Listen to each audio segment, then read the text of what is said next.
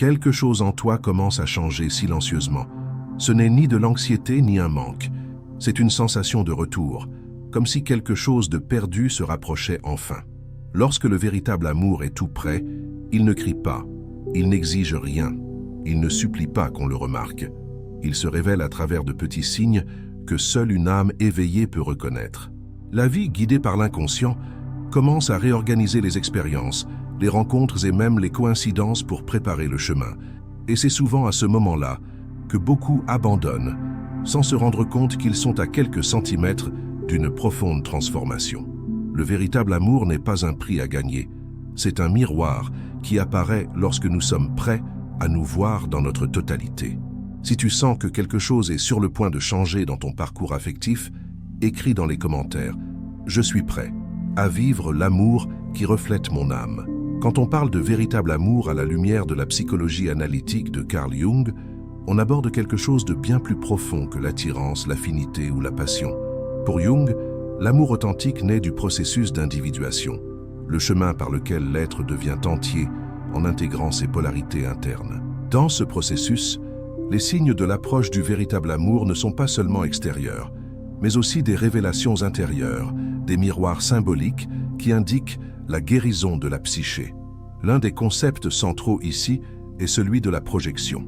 Au début de toute relation, nous avons tendance à projeter nos images inconscientes sur l'autre, notamment les figures de l'anima, l'aspect féminin inconscient chez l'homme, et de l'animus, l'aspect masculin inconscient chez la femme. Mais à mesure que nous évoluons, ces projections commencent à se dissoudre et nous voyons l'autre avec plus de clarté. C'est l'un des signes de l'approche du véritable amour, lorsque nous ne cherchons plus à combler un vide, mais à partager une plénitude. Un autre signe essentiel vient de la rencontre avec l'ombre, cette partie rejetée de nous-mêmes. En la reconnaissant et en l'intégrant, nous cessons de répéter des schémas destructeurs et devenons capables d'aimer en conscience. L'amour cesse alors d'être une fuite pour devenir un miroir. Ainsi, l'arrivée du véritable amour est intimement liée à notre voyage intérieur. Quand l'âme est prête, elle commence à percevoir les signes, non pas comme des promesses extérieures, mais comme des reflets internes indiquant que nous devenons enfin ce que nous sommes réellement. Au début de toute relation, il est courant d'idéaliser l'autre, de projeter sur lui tout ce que nous désirons, craignons ou nions en nous-mêmes. Jung voyait ces projections comme une expression naturelle de l'inconscient, principalement liées aux archétypes de l'anima et de l'animus, qui représentent l'aspect inconscient du sexe opposé en chacun. Dans les relations amoureuses, ces figures sont projetées sur l'autre personne, la rendant irrésistiblement attirante, mystique ou même salvatrice. Pourtant, cet enchantement initial n'est pas un signe d'amour véritable. C'est avant tout un appel à la connaissance de soi. La projection transforme l'autre en miroir de nos attentes inconscientes. Nous idéalisons, élevons, sauvons ou poursuivons en fonction d'histoires intérieures non résolues. Lorsque nous croyons que l'autre est la réponse à notre salut, nous faisons face à une image que nous avons créée, non à la personne réelle. À ce stade, l'amour reste une illusion, une tentative inconsciente de trouver à l'extérieur ce qui manque à l'intérieur. C'est pourquoi tant de relations s'épuisent, lorsque la vie commune révèle les failles, les limites et l'humanité du partenaire. Ce qui était projeté se dissout, et ce qui reste n'est pas toujours de l'amour, parfois de la frustration, parfois de la déception, et souvent simplement la réalité, nue et brute. Mais ce moment ne doit pas être perçu comme la fin de l'amour, mais comme le début de la possibilité d'aimer vraiment. Lorsque les projections se dissipent, nous avons enfin la chance de voir l'autre tel qu'il est, avec sa lumière et ses ombres, sa force et sa fragilité. Cela n'est possible que lorsque nous cessons d'attendre de l'autre qu'il nous complète et que nous tournons notre regard vers l'intérieur. La fin de la projection est donc le commencement de l'individuation, le processus par lequel nous devenons entiers et capables d'aimer sans illusion. Ce processus de désillusion n'est pas facile. Il demande de la douleur, de l'introspection et l'humilité d'admettre que beaucoup de ce que nous ressentions pour l'autre n'était qu'un récit forgé par nous-mêmes. C'est le moment où nous cessons de chercher chez l'autre la mère ou le père que nous n'avons pas eu, le sauveur qui nous libérera de la solitude, ou l'idéal qui compensera notre insécurité. C'est aussi là que nous apprenons qu'aimer, ce n'est pas se perdre dans l'autre, mais se trouver à travers la relation. Jung soulignait que le véritable amour n'est possible qu'entre deux individus conscients d'eux-mêmes. Cela ne signifie pas la perfection, mais la volonté de voir et d'accepter l'autre tel qu'il est, et non tel que nous aimerions qu'il soit. Quand cela se produit, la relation cesse d'être une prison symbolique pour devenir un espace de croissance mutuelle. Aimer cesse d'être dépendre et devient partagé. L'un des plus grands signes que le véritable amour approche est le moment où l'on cesse d'idéaliser les gens. L'excitation intense et immédiate fait place à la sérénité. L'anxiété de conquérir cède la place au désir sincère de connaître. La hâte se transforme en présence. Et surtout, on ne ressent plus le besoin désespéré d'avoir quelqu'un pour se sentir complet. Ce n'est pas de la froideur, ni de l'indifférence, c'est de la maturité émotionnelle.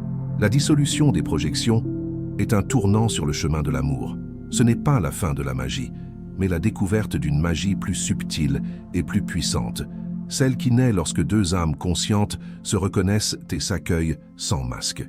Alors, l'amour cesse d'être une fuite du réel pour devenir un chemin de construction. C'est à ce stade que les véritables signes apparaissent.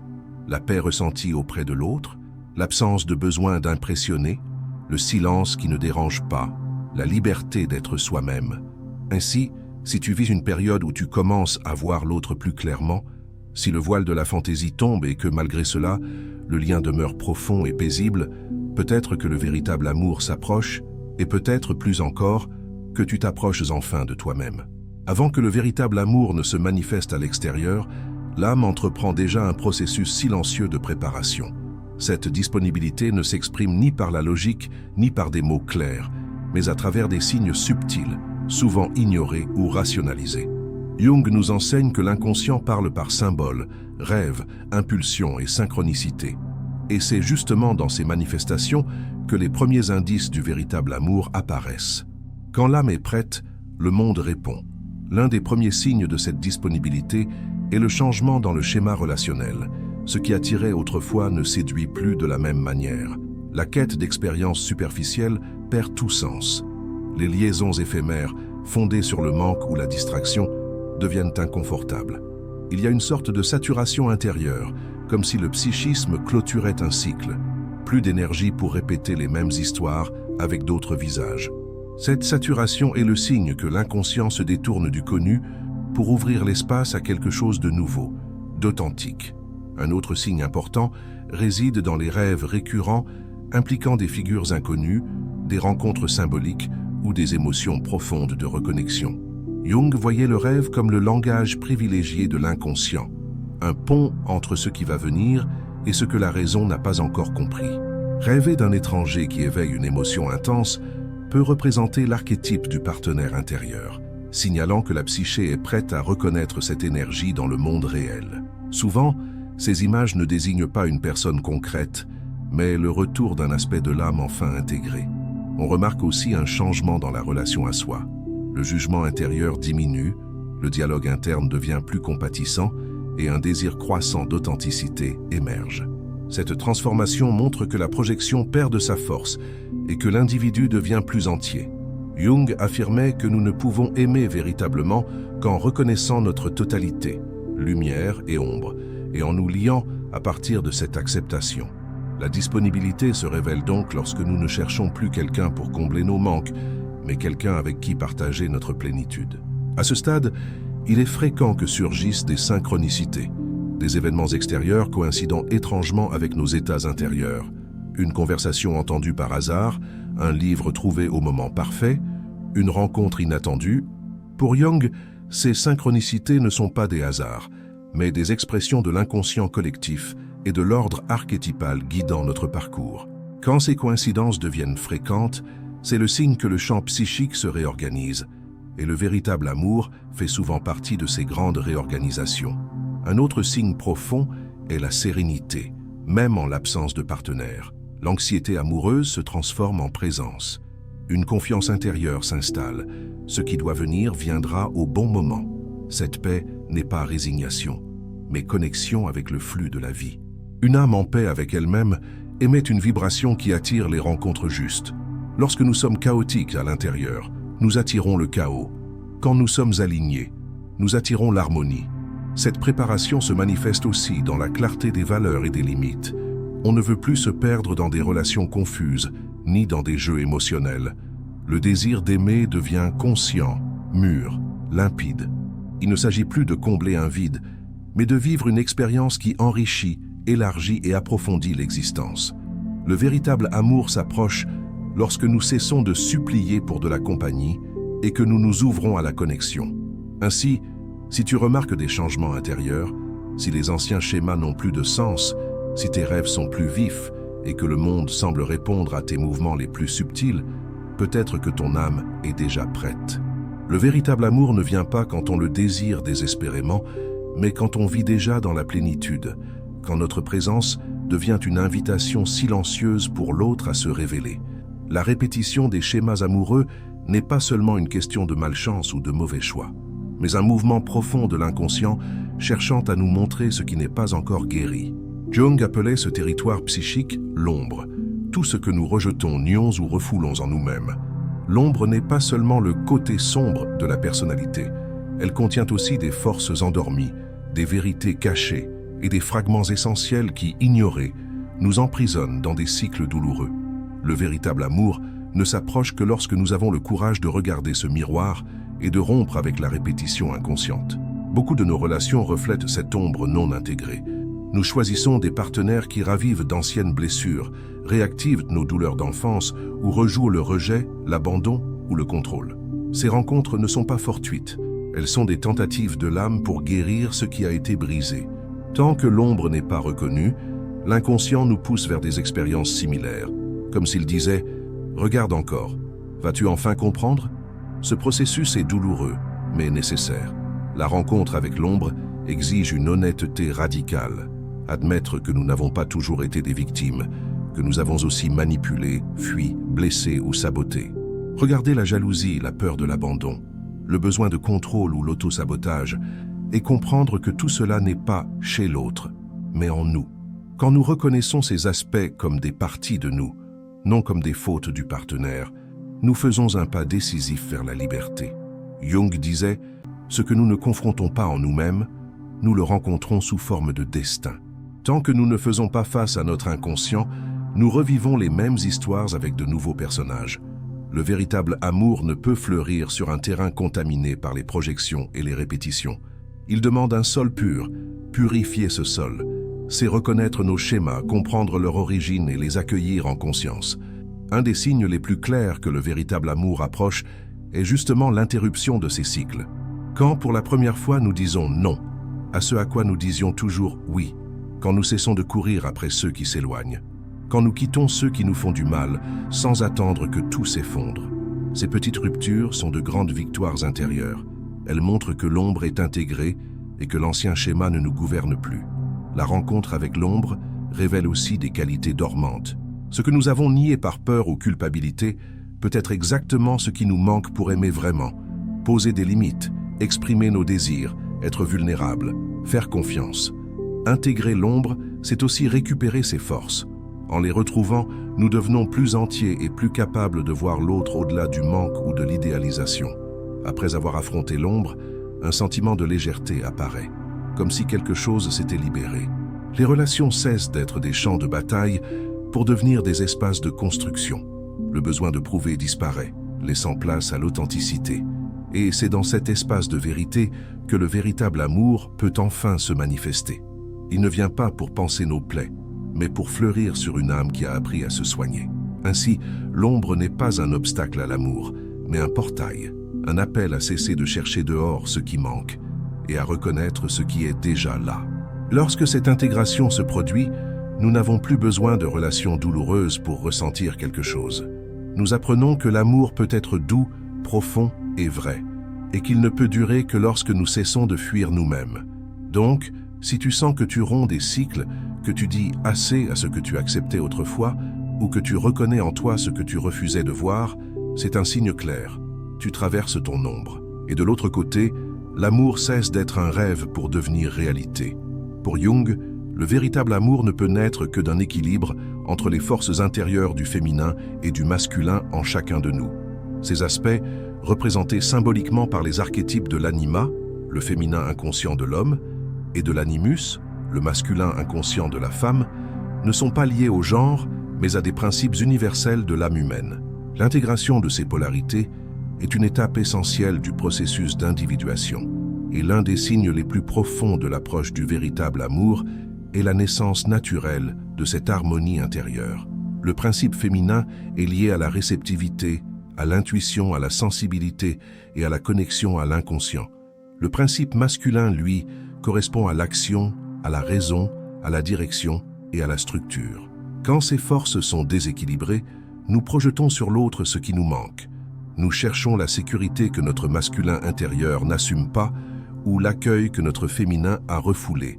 L'autre devient alors sauveur, complément, moitié perdu.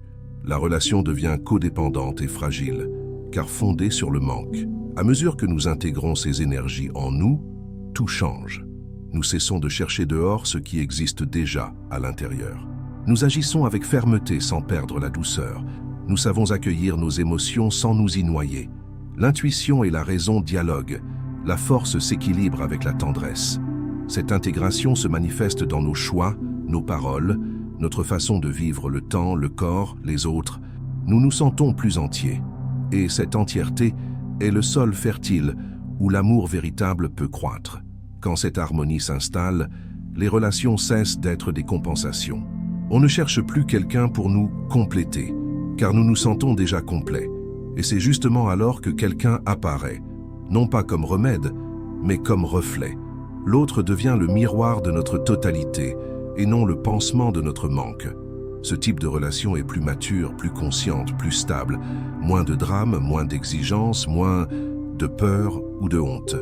En les intégrant, nous devenons plus complets et capables de reconnaître dans l'autre autre chose que notre manque ou notre idéalisation.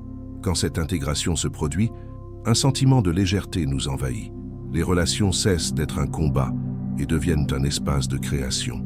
Le besoin de prouver disparaît, laissant place à l'authenticité. Et c'est là, dans cette vérité, que l'amour véritable peut enfin apparaître. Il ne vient pas pour guérir nos blessures, mais pour éclore sur une âme qui a appris à se soigner. L'ombre ainsi n'est pas un obstacle à l'amour, mais un passage, un appel à cesser de chercher dehors ce qui nous manque et à reconnaître ce que nous possédons déjà. Quand cette réconciliation intérieure se produit, nous n'avons plus besoin de relations qui font mal pour sentir la vie.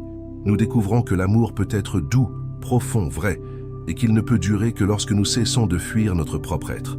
Alors, si tu sens que tu romps des cycles, que tu dis assez à ce que tu acceptais avant, ou que tu reconnais enfin des aspects de toi que tu évitais de voir, sache-le, tu traverses ton ombre. Et de l'autre côté, l'amour cesse d'être un désir et devient une réalité. Pour Jung, le véritable amour ne naît que de l'équilibre entre les forces du féminin et du masculin en chacun.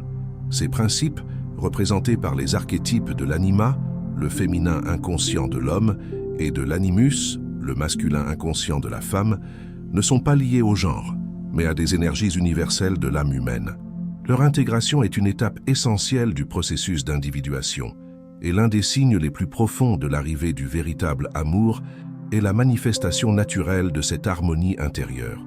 Le principe féminin correspond à la réceptivité, à l'intuition, à la sensibilité et à la connexion au monde intérieur. Le principe masculin, lui, représente l'action, la logique, la direction et la structure. Quand ces forces sont en déséquilibre, nous projetons sur l'autre ce que nous n'avons pas en nous. Nous cherchons la sécurité, la douceur, la force ou l'écoute que nous n'avons pas encore cultivée. Alors, l'autre devient le sauveur, le complément, la moitié perdue. Mais une relation fondée sur le manque finit toujours par s'effondrer. Lorsque nous réconcilions ces énergies en nous, tout change. Nous cessons de chercher à l'extérieur ce qui existe déjà en nous. Nous agissons avec fermeté sans perdre la tendresse. Nous accueillons nos émotions sans nous laisser submerger. L'intuition et la raison coopèrent, la force se marie à la délicatesse. Cette unité se reflète dans nos gestes, nos choix, nos paroles, notre rapport au monde. Nous nous sentons entiers, et c'est dans cette entièreté que l'amour véritable trouve son terrain. À ce stade, les relations cessent d'être des fuites ou des compensations. Nous n'attendons plus que quelqu'un nous complète, car nous nous sentons déjà complets. Et c'est précisément alors que quelqu'un apparaît, non comme un remède, mais comme un miroir, l'autre devient le reflet de notre totalité, non le pansement de nos blessures. Ce type de relation est plus conscient, plus paisible, plus vrai, moins de drame, moins d'attente, moins de dépendance, davantage de présence, de respect et de profondeur. L'intégration du féminin et du masculin change aussi notre vision de l'amour. Il cesse d'être une émotion confuse et devient un choix conscient. On aime parce qu'on choisit d'aimer, non parce qu'on en a besoin. L'abandon n'est plus faiblesse, mais force. La vulnérabilité devient courage, et l'intimité cesse d'être fusion pour devenir rencontre. Jung voyait dans cet état le symbole de l'androgyne, l'union des opposés dans un être complet, une métaphore de la totalité et de la transcendance de la dualité. Lorsque nous sommes déséquilibrés, l'amour se fragmente. Nous devenons réactifs, dominateurs ou soumis, attendant que l'autre joue le rôle que notre inconscient lui a assigné. Mais lorsque nous sommes unifiés, la rencontre devient véritable. Nous ne projetons plus, nous n'attendons plus d'être sauvés. Nous sommes là entiers, prêts à vivre l'amour comme un pont entre deux totalités, et non comme une réparation entre deux manques. Cette traversée n'est ni rapide, ni linéaire. Elle demande du courage, du discernement, une volonté de grandir. Mais les signes de l'approche du véritable amour deviennent clairs lorsque nous sentons en nous ce nouvel équilibre, entre action et écoute, entre mouvement et silence. Le monde extérieur commence alors à refléter cette harmonie et nos relations se transforment. Ainsi, si tu sens que tu agis avec plus de présence, que tu écoutes davantage ton intuition, que tu peux exprimer ta vérité sans perdre ta douceur, sache-le, c'est un signe d'intégration. Et cette intégration est le portail par lequel le véritable amour peut entrer. Car l'autre ne peut vraiment nous rencontrer que lorsque nous nous sommes déjà rencontrés nous-mêmes. Le véritable amour n'arrive pas comme une tempête dévastatrice, mais comme un lever de soleil qui éclaire tout lentement. Il est précédé d'une transformation silencieuse, la dissolution des illusions, la reconnaissance des schémas, la plongée dans l'ombre et l'union des forces intérieures. Quand tout cela s'aligne, quelque chose change dans notre fréquence. Nous ne cherchons plus l'amour pour être sauvés, mais pour partager notre plénitude. Les signes de cette approche ne sont pas à l'extérieur, mais en nous, dans la paix que nous ressentons seuls, dans la clarté de nos limites, dans la légèreté de nos liens et l'authenticité avec laquelle nous nous présentons au monde. Lorsque nous devenons l'espace fertile où l'amour peut fleurir, il vient simplement, sans urgence, sans peur, mais avec vérité. Si ce chemin résonne en toi, abonne-toi à la chaîne et active les notifications pour ne rien manquer des prochains contenus. Et regarde la vidéo qui s'affiche maintenant à l'écran. Elle t'aidera à approfondir le voyage vers la rencontre la plus importante de toutes, celle avec ton propre âme.